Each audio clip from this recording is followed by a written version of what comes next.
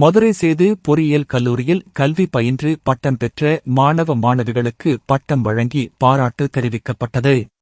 மதுரை அருகே உள்ள சேது பொறியியல் கல்லூரியில் 25வது பட்டமளிப்பு விழா நடைபெற்றது. கல்லூரி தலைவர் மற்றும் நிறுவனர் முகமது ஜலீல் தலைமை தாங்கினார்.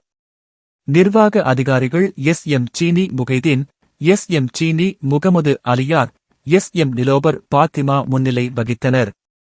கல்லூரி ஆராய்ச்சி இயக்குனர் நாசியா பாத்திமா வரவேற்றார்.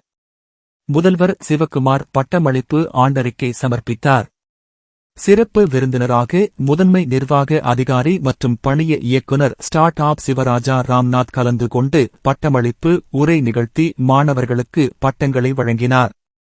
கௌரவ விருந்தினராக சென்னை பவான் சைபர் டெக்னாலஜி மென்பொருள் நிறுவனத்தின் மனிதவள மேம்பாட்டுத்துறை தலைவர் பாலகுமார் கலந்து கொண்டு உரை நிகழ்த்தினார். முன்னதாக சிறப்பு விருந்தினர் சிவராஜா பேசுகையில், மாற்றம் ஒன்றே மாறாதது என்றும் இப்பொழுது தொழில் புரட்சியில் நாடு உச்சகட்டத்தை அடைந்துள்ளதாகவும் குறிப்பிட்டார்.